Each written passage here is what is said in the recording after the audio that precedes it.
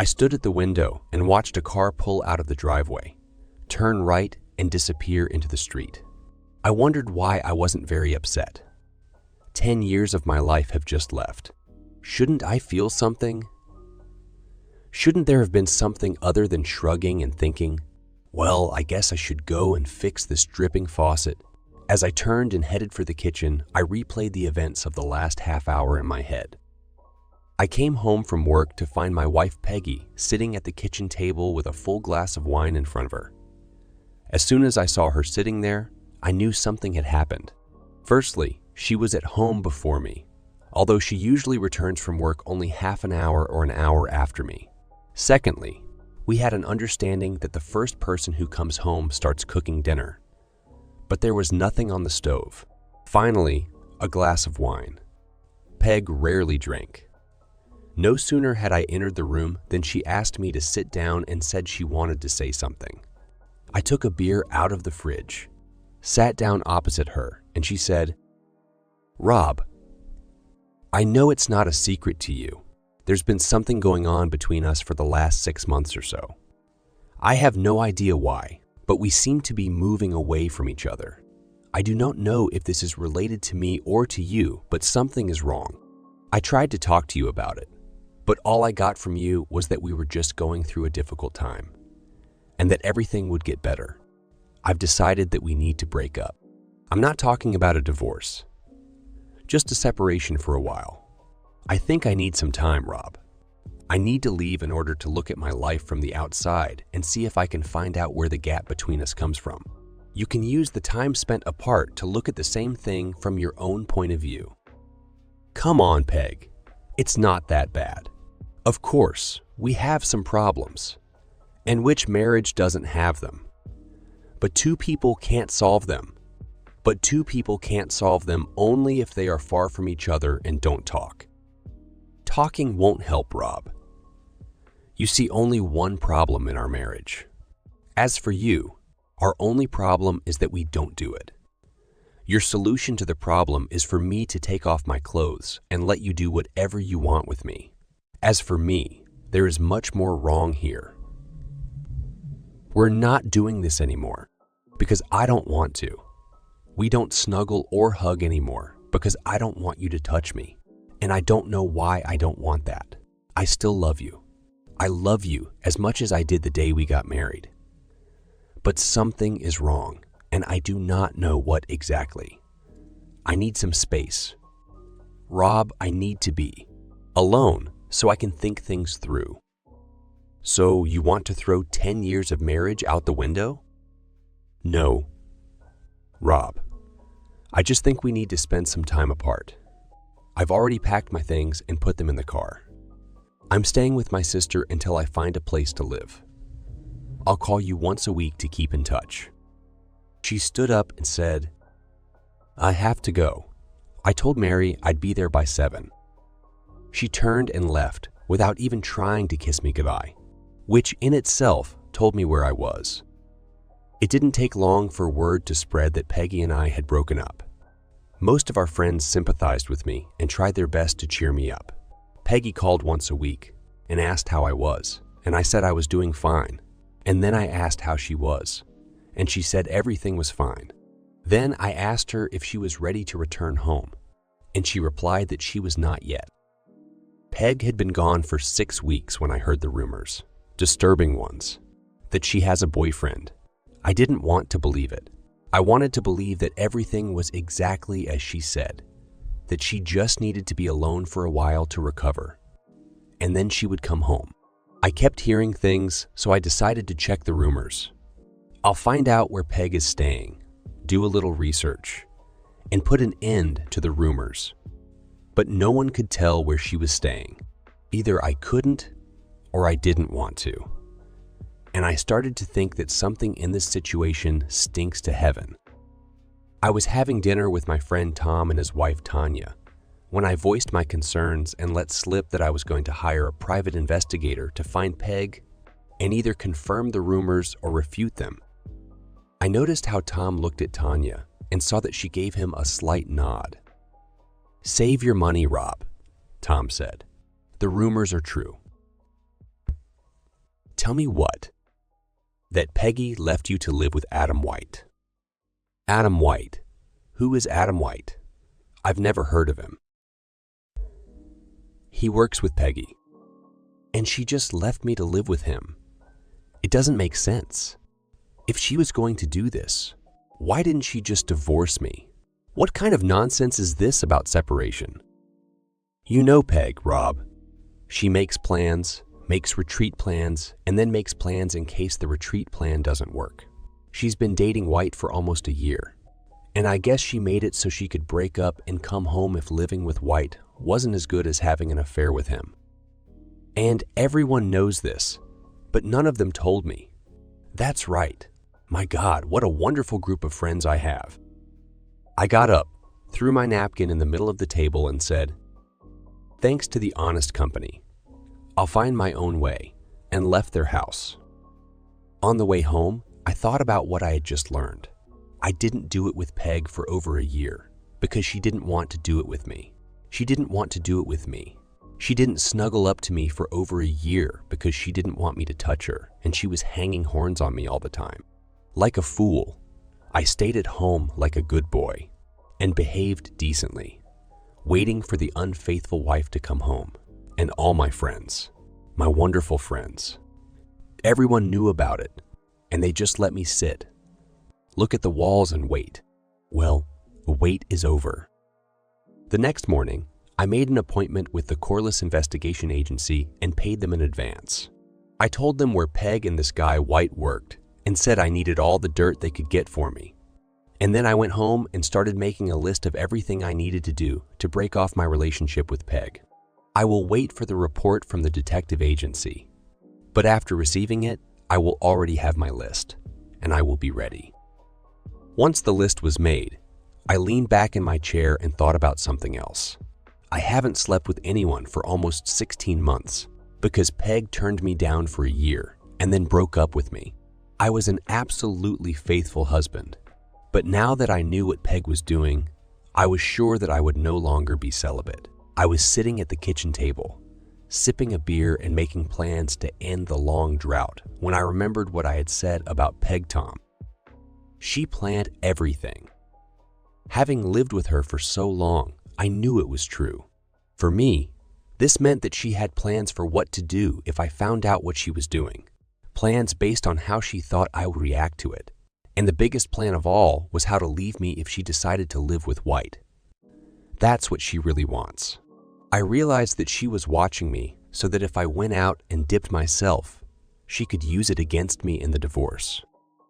Suddenly, the list I made turned out to be useless because she could have planned my reaction that way. It was returned back to the table and began to take shape in the form of a new list. And as it took shape, I saw that a lot of what I wanted to do should be done right now, not left to the last minute. And there was something I could do to fuck Peg up and make her bleed. I smiled at the thought and wondered if she had a plan in case something like this happened to her. The next morning, I went to the bank to deposit my paycheck, and while I was there, I checked the safe that Peg and I had. From the logbook, I saw that Peg seemed to check the box at least once a week. And when I realized that she was following me and that at the first sign that I was following her, she would act. I thought about it for a minute, and then I took 5 certificates of deposit out of the plastic envelopes, went upstairs and used the bank's copier to copy all 5. And then I went and put the copies back in the envelopes and put everything back in the box.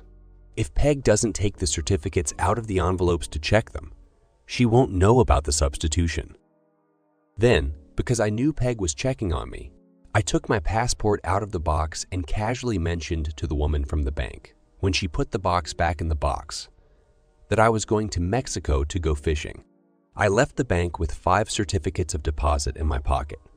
I usually go to the bank on average twice a week, and on each visit, I will be able to cash out 1 certificate of deposit, paying a fine for early withdrawals, and then hide the cash upon returning home.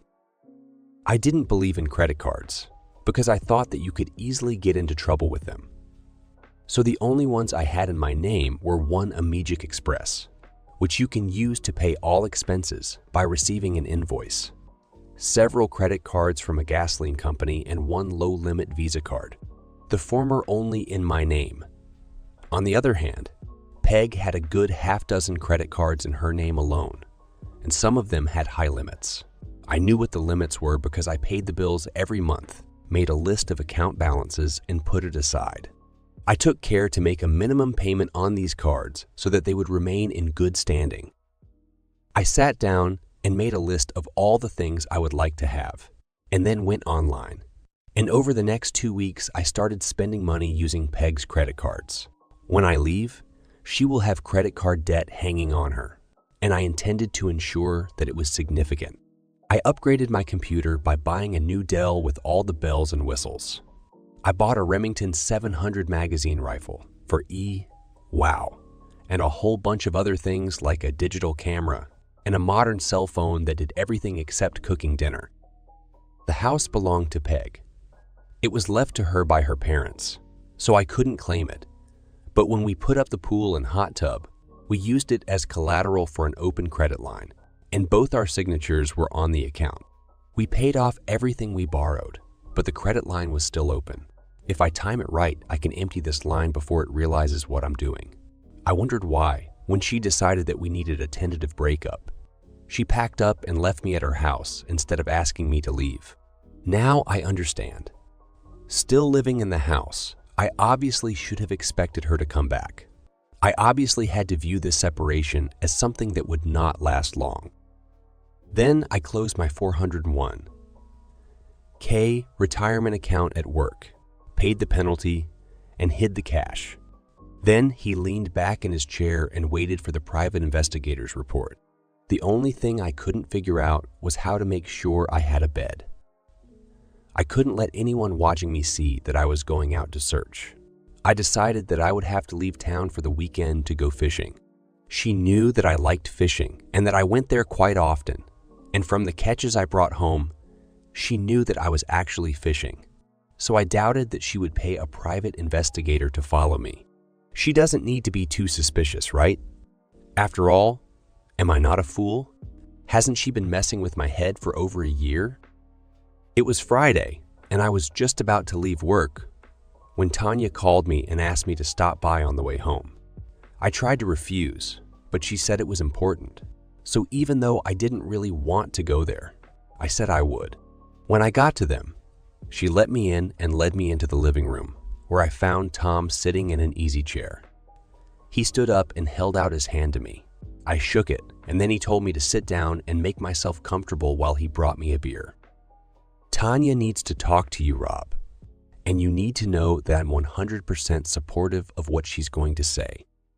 He left the room and went to the kitchen, and I looked at Tanya questioningly, and she said, "Hold on a minute, Rob. You're going to need a beer." Tom returned, handed me a light Budweiser, and said, "I have some business to attend to, and I probably won't be back until midnight. See you later." He started toward the front door, and I heard it open and then close behind him. The closing of the door was the signal for Tanya to start a conversation. "Rob, you hurt us when you ran away from us that night when you were here for dinner." I started to say something, but she raised her hand, saying, "Let me finish. You had an excuse, but it still hurt. All I can say in our defense is that we really like you, and we didn't want to be the ones to hurt you. It's a little complicated by the fact that Peg and I are also friends, and we hope that she would come to her senses and come home to you where she belongs. We know that you love her, or at least you did, but we didn't know if that would be enough for you to forgive her, so we kept quiet. If you had stayed together and you didn't know, then you could have lived your normal life without worrying about forgiveness and oblivion. That's all. That's our apology. But that's only part of why Tom and I wanted you to come in. We know you, Rob, and we know what kind of guy you are. You wouldn't cheat on your wife any more than you would rob a bank. How long has it been since you last did this?" The question caught me off guard. For the first time, I noticed how Tanya was dressed. She wore a low-cut blouse that showed off her curves, a short skirt and high, heeled shoes that showed off her wonderful legs, and friend or no friend. I couldn't help but stare. Then I remembered Tom's comment. I'm 100% supportive, and I had an idea where everything was going. In a hushed voice, I told her that it had been a year and a half. She leaned towards me, and I looked into her blouse when she said hoarsely, I'd be glad to change that, Rob. Tom is my friend, Tanya. I can't do this to him. I started to get up, but she grabbed my arm and pulled me down. Tom doesn't mind that, Rob. That's why he left to give us some time alone. This is not a pity or mercy bed, Rob. Tom and I have been discussing this for months. You have what we need, so hopefully I can help you. And you can help us. I don't know what you're talking about. To put it bluntly, Rob, Tom is infertile, and we want a baby. We want you to give it to me. I was stunned. I sat and stared at her in silence. When I finally found my voice, I said, You just said you knew I wouldn't cheat on Peg. Yes, she said, putting her hand on the bump on my trousers. But that was before you knew what Peg was doing. Now that you know, you're free from your vows to her. Why me? We want it to be someone we know, not some anonymous donor. We also want you to be a part of the child's life. You'll be his godfather, and you'll always be there for him as an uncle, Rob. It doesn't make any sense, Tanya. Of course there is. What if something happens to me and Tom? Who better to take care of a child than Uncle Rob? On the other hand, God forbid, suddenly the child will need a liver transplant or something like that. Can we find an anonymous donor? And even if we do, will he help us? If we get on the waiting list, how long will we have to wait to find a suitable donor? No. Rob, we've thought of everything. We want you to become a part of our family. On the other hand, you're not going to tell me that you don't find me hot, are you? She squeezed the hard lump in my trousers and said, and then she knelt down in front of me and pulled down the zipper. There are advantages to being the father of my child. Rob, we'll have to do this many, many times to ensure that I get pregnant. I will not limit you to the days when I am most ready to conceive. In fact, I won't even tell you when those days will be. It could take weeks. Rob, weeks and weeks. And how long have you been without it? We will help each other, she said. I hadn't had anyone for a long time, and I knew I wouldn't last long. Now, we can go to the bedroom and seriously take care of the baby. All my doubts about what was going on disappeared around the time I finished, so I got up and followed her into her bedroom. We looked at each other, and then Tanya climbed onto the bed. I'd like to do it every day until I get pregnant, but Tom is used to doing it 3 or 4 times a week. And although he doesn't mind, I won't give him a second of sloppiness. Rinsing in someone else's. Call me tomorrow, okay? All the way home, I thought about what had just happened. And when I turned into the driveway, it occurred to me that if Peg was following me, she would find out about my visits to Tom and Tanya and notice that Tom was leaving, and I would stay for a few hours after that. The next morning, I called Tanya and shared my thoughts. But she told me not to worry that no one would see Tom leave, because he doesn't really do that. He went down to his workshop in the basement and stayed there until I left. This information made me think. It's one thing to do this with Tanya when Tom is away, but will I be able to do it if I know he's in the house? Tanya must have understood what I was thinking because she said, "Don't worry, Rob. It's going to be okay. I promise." That same day, Tom called me and offered to have a drink with him after work. The conversation should be awkward. Try to sit with a guy you've known for 20 years and who is your good friend, whose wife you just touched with his consent. He must have understood what I was thinking, so he got straight to the point. I know this is awkward for you, Rob. Buddy, this is awkward for me too. But I have to talk to you about the situation we're in. First of all, and I've already told you this, leaving you alone with Tanya. It suits me 100%. And that's true, Rob, but I also have to tell you that Anya didn't tell the whole truth. I know she told you about wanting to have a baby and that I was infertile, but I also know that she didn't tell you about the rest.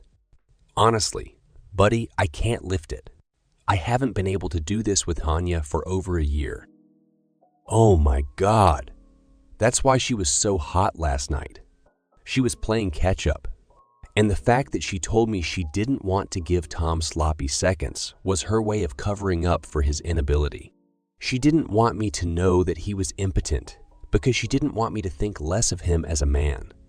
I wouldn't have done that, but she didn't know that. What a difference between her and Peg.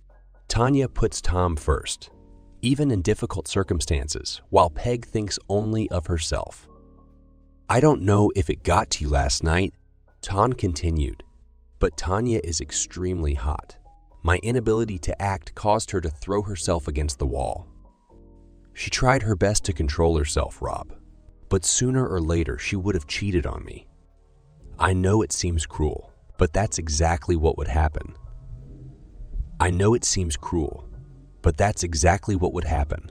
I know that I'd do everything possible to hide her infidelity from me, but I would have found out. How could I not find out? If she had slept with someone, she wouldn't have thrown herself at the walls anymore, and I would have noticed it. I love her, Rob. This woman is my life. If I didn't have it, I'd just die, and that's the problem. If she slips away and starts cheating behind my back, I won't be able to live with her. I would have known why she did it and understood her, but I couldn't live with such dishonesty. The only solution, at least as far as I could see, was to do it openly. But Tanya is not the kind of woman who would agree to take a lover and go to the bedroom while I sit in the living room and watch TV during this. She probably could have done it with a stranger in a motel room when I wouldn't have known, but she couldn't just touch a guy when I knew. And then another guy the next week, and another week after that. We needed someone reliable, someone we both liked and felt comfortable with. We sat down and made a list of possible candidates, but could not agree on anyone. We kept coming back to you, but we were afraid that if we started with you and then returned home to Peg, it would stop and we would have to start all over again. And Peg will eventually come back to you. Everyone who knows Adam White knows that he is terrible, and Peg will soon find out about it too, and will return home to you, confident that you have no idea what she was doing. I can't understand why she thinks you're so stupid. I can only guess that she thinks that you love her so much that it would never occur to you that she might be up to something. I had to grin. She reads me pretty much correctly because that's exactly how it would be. And it was only because the separation dragged on and on that I finally realized that something was not kosher. Well, now you know, and I know it. Even if Peg doesn't, that now that you know everything, she's turned into a story. I know you won't take her back now under any circumstances. It gave Tanya and me the freedom to come to you. Tanya and I want a baby. Rob and Tanya needs a constant personal life. And until the doctors find and solve my problem, someone else has to provide her with this personal life. I know it sounds stupid, but making love to my wife saves my marriage. You just need to get used to the idea that I know and that I'm fine with it. I didn't know what to say. It was also unusual that even though it had already happened once, I still found it hard to believe. Tom stared into his glass and then looked at me and said, "It kills me that I can't take care of my wife, Rob, but if I lose her, it will kill me completely. I need you to do this for me, buddy. Really? Can I count on you?" I looked at him for a few seconds and then nodded my head in the affirmative. On Sunday, I invited Tom, Tanya, and 3 other couples to a barbecue. And when the other couples left, Tom went to the study to play on my computer. And Tanya and I went up to my bedroom. By the time I undressed, Tanya was lying on the bed, begging me to hurry up. When I wanted to bend over to her, she screamed, "No, baby, it's not necessary. It's not necessary, because I'm already hot and I need it. This is my home, Tanya, and in my house and on my bed, we do it my way." She screamed a few times, and then her hands grabbed my head from behind and pressed it tightly to the bottom of her stomach, while she was having a long time of pleasure. After about 30 seconds, I told her to put a pillow under me and then lowered her legs. Tanya looked at me and said, and Peg walked away from it. This woman must be crazy or stupid. I realized that Tom knew what he was talking about when he mentioned that Tanya is very hot. After that, I walked her and Tom to their car. Tom shook my hand. Tanya kissed me on the cheek, and we all agreed that the day was a success and that we should do it again soon. Any observer would assume that we are talking about a barbecue. On Monday afternoon, I met with John Abbott from the Corliss Agency, and handing me the report, he said, "I'm really sorry. Every time I do something like this, I hope that it's all a simple misunderstanding and that nothing is happening, but there's no doubt about it. Your fee also covers our appearance in court on your behalf if what you decide to do goes to court." I shook his hand, left his office, and on the way home, I was not as furious as I expected, probably because I already knew it was true, and that by the time I got the report, I had it all sorted out in my mind.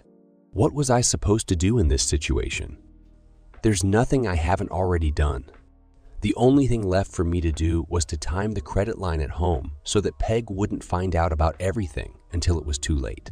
I'll see my lawyer and get the paperwork done, but I'll postpone handing it over until I'm ready. For the next 5 weeks, I met with Tom and Tanya 3 or 4 times a week, either at their house or at mine. They started a rumor that I was going through a difficult period, and that they were spending time with me trying to cheer me up. Peg called me every week, but I stopped asking how she was feeling and when she was coming home. Finally, I had enough. I wrote checks for a line of credit, and as soon as it ran out, I found an apartment, moved out of the house, and filed the divorce papers with Peg. Instead of adultery, they referred to irreconcilable differences. I did it so that Peg wouldn't realize that I knew about White. She will see this as my way of pushing her to decide to return home. She will call me, saying some nonsense about how I overreact, and then she will probably suggest that I meet somewhere for a drink and dinner, where she will try to calm me down and reason with me. I'll agree to meet with her and listen to her, and then I'll tell her what I'll think. This will give me a few days to clear my credit line, as well as my checking and savings accounts.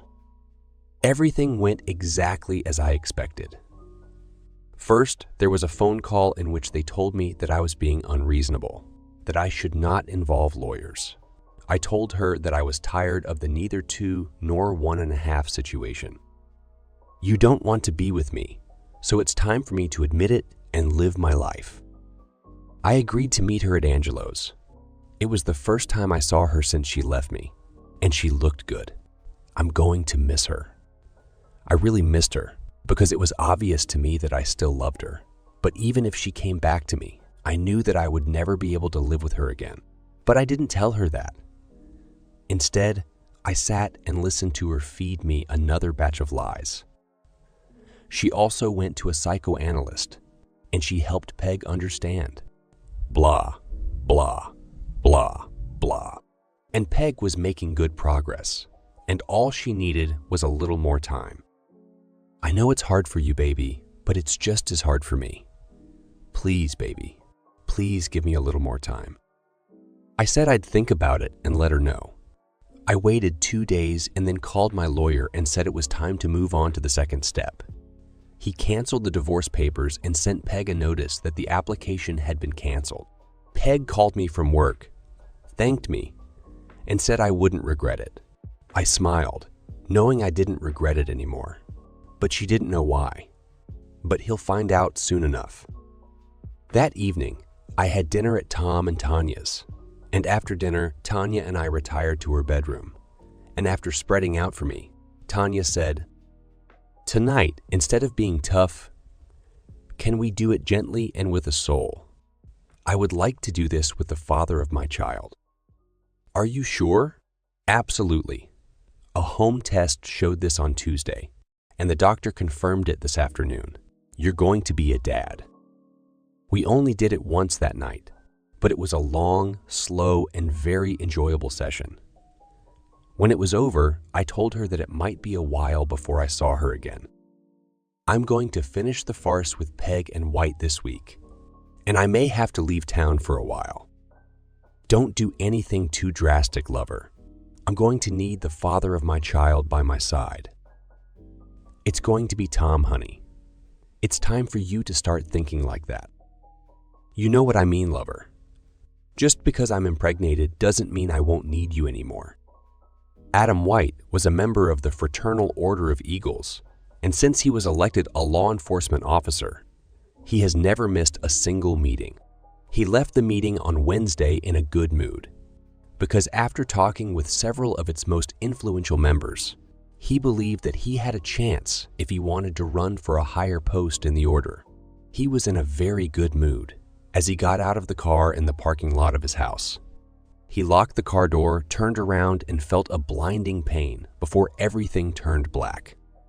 He was found by a neighbor who called 911, and an ambulance responding to the call took him to the emergency room at the hospital, where it was discovered that both his arms and both legs were broken, and the genital area was damaged so severely that both of his testicles had to be removed. It was very painful for him when he opened his eyes and saw that he was in a hospital room and found that he could not move. He had plaster casts on his arms and legs, and he was on the hood. He saw Peggy standing next to his bed with a look of horror on her face before he lost consciousness again. Of course, I wasn't there, but I got a full description of what happened when a man entered the room and approached Peg, who was standing next to the bed and looking at White. The man asked her if she was Margaret Olson, and when she answered yes, he handed her some papers and said that she had been served. She looked embarrassed when she opened the envelope and saw that she was being sued for divorce. Only this time, the reason was infidelity. She looked at the word infidelity and then at the debris lying on the bed in front of her, and her face lost all its color and assumed an expression of horror when she realized what it meant. She moaned, "Oh my God," and then fell into a chair and cried. I stayed here long enough for the police to ask me where I was that evening. It was established that I was playing poker, starting an hour before the Eagles meeting and ending an hour after White's hospitalization. Peg paid for my alibi, even though she didn't know about it. The guys were on my side and would have done everything for free. But the purpose of the exercise was to shit Peg, so I used her credit to express my appreciation. The home store chain accepted her Visa card number to pay for the digital cameras that I gave to Bill and Steve. Wow, I took money from her Mac for the laptop. I gave Mike and the 19-inch flat screen monitor I gave Phil. She even paid for an aluminum baseball bat. I had 6 weeks off and 3 weeks off, and I took 2 months off for that time. And when the police found that they couldn't somehow prove that I had anything to do with White's accident, I made arrangements to leave town and go fishing in Mexico.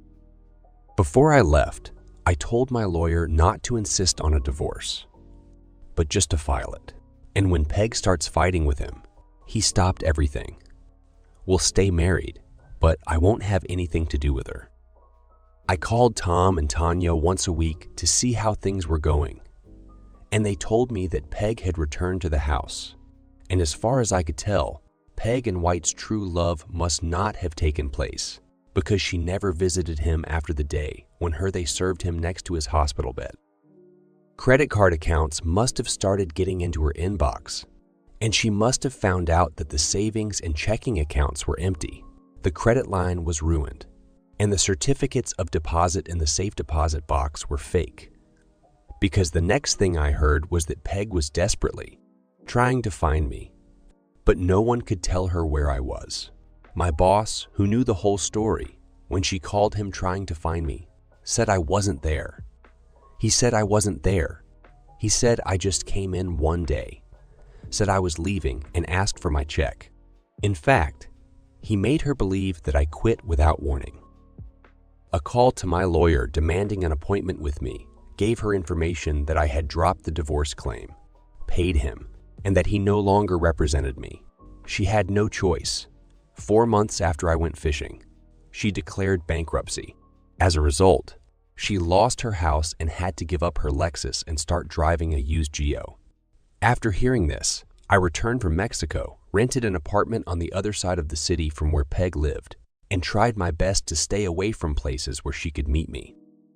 Tanya was 5 months pregnant and looked hotter than any woman had the right to look, and we picked up where we left off. This time, however, we didn't have to worry about whether anyone was watching me, and 2 or 3 times a week she stayed at my place, or I spent the night at her place, I had been home for 2 months when Peg found out about it, and one day, coming out of work, I found her waiting for me in the parking lot. She got out of the car and walked towards me, but I ignored her, got into my car and drove out of the parking lot. In the rearview mirror, I saw her hurrying to her car, and I slowed down so she could keep me in sight. I was ready to talk to her, but not in the parking lot at work. I kept the speed up so that she wouldn't have any problems chasing, and about 10 minutes later, I pulled into the parking lot at Bud's Bar and Grill. By the time she parked, I was inside and sitting at the bar ordering a light Budweiser when she came in. Looked around, saw me, and came towards me. She was already muttering something as she approached. "Don't think you can run away from me." I knew Peg, so I realized what she was going to do. Turned around on the stool and caught her wrist as she swung to hit me in the head. I squeezed him as hard as I could, and she gasped in pain when I said, "I have every reason to want to hurt you, Peg, so you better not push me too hard. Keep your hands to yourself if you don't want to feel real pain." I let go of her wrist and said, "I didn't run away from you. I drove carefully and slowly so that you could follow me here. I wasn't going to air your dirty laundry in the parking lot where I work. Here, it doesn't matter, because everyone here already knows that you cheated on me. I want to talk to you, and I don't want to talk to you. I've already heard enough of your lies.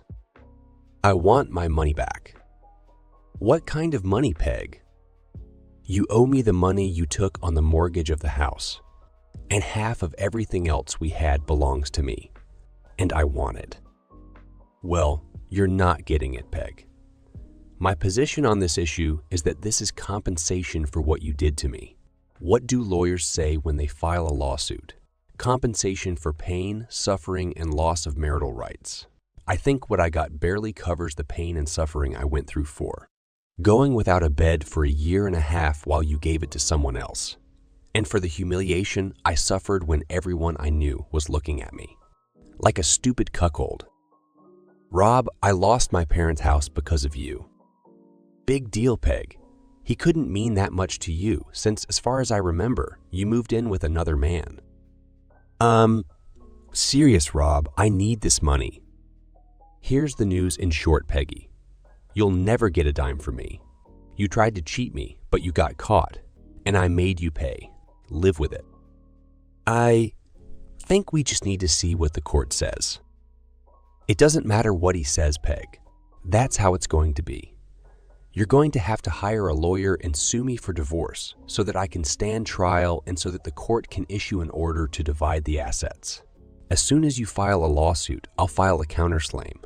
A good lawyer can drag out a case for 6 to 8 months, and during that time, you will pay your lawyer.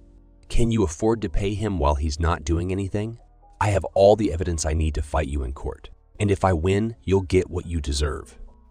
The worst case scenario for me is that I will be ordered to split the assets. I'll say, 'Okay, Judge,' and leave the court. You and your lawyer will wait and wait and wait in the money, but the money will never come.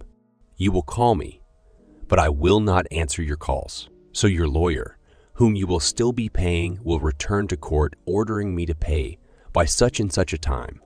You and your lawyer wait and wait. And when the deadline comes, you still won't get a dime from me. Your lawyer, still billing you for his time, goes back to court and gets a decision against me. I don't have any savings or checking accounts to foreclose on. My car is rented, so there's nothing there for you. I live in a furnished apartment, so there's nothing there for you to get. All you can do with your decision is to foreclose on my salary. And the first time I receive a salary that is foreclosed on, I will quit my job. So, what do we have, Peg? Years of paying lawyers' fees out of your pocket, and all this maybe for the sake of $200 from one salary. All you have to do is go back to the judge and get him to threaten me with jail for contempt of court if I don't follow his orders. All this will get you, Peg, is a postcard from me from some small fishing village in Mexico, where I will settle and live until my money runs out. And thanks to you, I have a lot of them. Face it, Peggy. You cheated on me behind my back, got caught, and I got even. Consider yourself lucky. Think about what happened to your boyfriend and consider yourself very lucky. He has lost a lot and now he will never be able to do it with another man's wife. You, on the other hand, can still make up for anyone. I knew it. I knew you had something to do with what happened to Adam. What you think you know and what you can prove are two completely different things, Peg. By the way, how are things going with your love affair? From what I've heard, you haven't seen the poor guy since his first day in the hospital. What's the point of that? You took the only thing he had that was valuable. Oh, that's cruel, Peg, even for you. It's true. He was very well endowed and was a wonderful lover. But eventually I would get tired of him and go home. Oh my God, Peg, if I only knew. All the troubles could have been avoided if I had known that one day you would come back to my house. Oh, I probably messed up everything with my actions, didn't I? I'll have to take that regret to my grave. Oh, how joyful life could be if we only communicated better.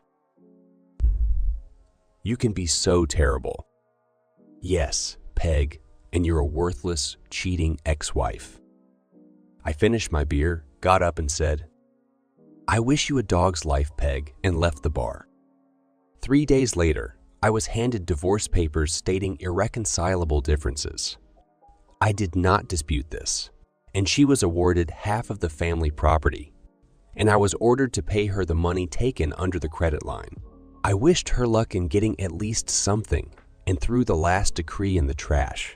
She must have believed me when I told her how it was going to go, because I never heard from her again. An interesting story came out of this mess. Everyone agreed that White was bad, but even such people could have one friend or two. And one of White's friends was Peggy's boss.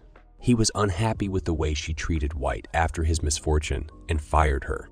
Well, she wasn't fired for that. The recession in the economy required layoffs, and Peggy got laid off, but everyone knew that she was fired. She couldn't find a job in our neighborhood.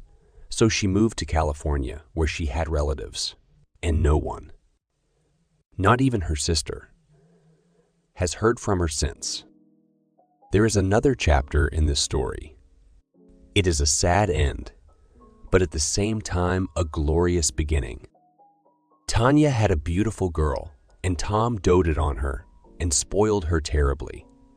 Uncle Rob was a regular visitor and spent many hours crawling on the floor with little Martha. Tom didn't tell Tanya and me the whole story. He knew why he had erectile dysfunction, but he hid it from Tanya. He had cancer. It was not detected in time, and the cancer spread. After his funeral, Tanya handed me an envelope addressed to me. The letter was addressed to me, and the words were written on the front of the envelope. Just for Rob. I looked at her, and she shrugged, saying, I have no idea. It's addressed to you, so I didn't see what was inside. I opened it and read. Hey buddy, if you're reading this, I'm gone. There was a reason why I chose you. Yes, it was me, not Tanya, as the father of our child. I knew I wouldn't be around them, and I wanted someone I could trust to look out for them. I knew I could count on you, so we chose you. Don't let me down, buddy. Take care of our girls. Tom, I handed the letter to Tanya. She read it and cried. I hugged her to comfort her, and when she cried herself out, she asked me what I was going to do. I'm going to do exactly what he was sure I would do. I'm going to take care of my girls. 6 months later, Tanya and I got married.